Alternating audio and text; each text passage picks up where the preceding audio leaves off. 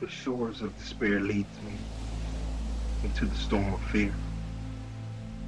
I'm standing within sinking sands and losing the grip on a life of abundance. The stars have fallen and darkness looms on the horizon. The clouds hover and float above my head. My lips utter the questions of life with no hesitation. Do I have the strength to say no to this landscape? Have I done enough good to make it into the house? Why do the memories haunt like a nagging pet? If I could answer the questions, I would. That crystal ball is cloudy with uncertainty. The tarot cards have no face value. A strain on a life to love where there is no pressure in love lends itself to lustful lies that have become lost within the lines of time. How can anything exist outside the lines of time? Why is the threshold a vast, deep abyss with no bridge to cross over? Sinking beyond my waist, the sands seem moist. Am I doomed by the folly of my own hands?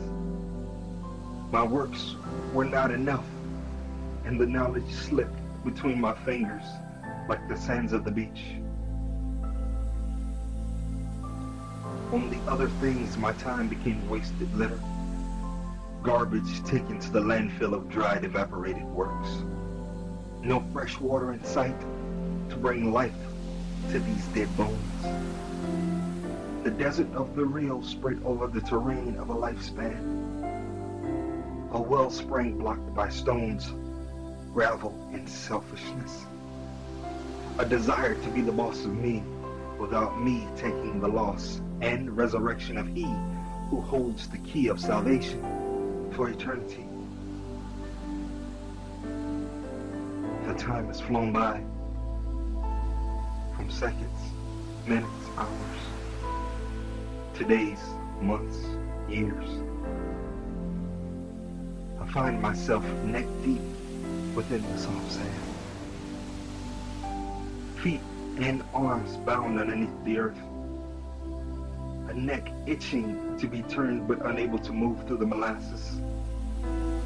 Replaying the images on an IMAX movie screen. So large, wide, and loud are the deeds of my years. Guilt, shame, and repentance are the only words in my vocabulary right now.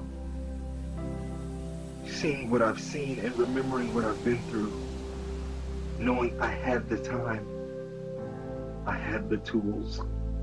However, I wanted the temptation.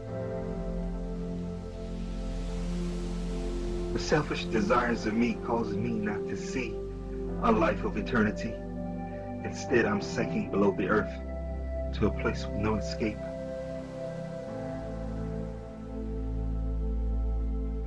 Can you tell me how can this be with no rescue in sight from the sea? I'm buried with no excuse underneath the sands of time. Now I truly feel blind. As the breath leaves my body, I wait in silence. I know where my destination lies. I know the course I have chosen. With no repentance spoken in time, I ran out of time. Now I'm stuck in the position of wanting more time. The heavy weight of the soft sand has vanished. I can no longer hear the waves crashing or the waters flowing. The smell of the air and the sand has left my nostrils. I feel the lasting beats. My heart gets slower and slower. This is it. This is the time. This is the place. No air from my lungs, my heart stops. And and the door opens. The decisions of my life is sending me to the judge of life. The case report reads a sentence of everlasting death. I stand before the judge with guilt and remorse, waiting for a verdict that's already been sealed by my own actions. As a great father, he speaks with love and power.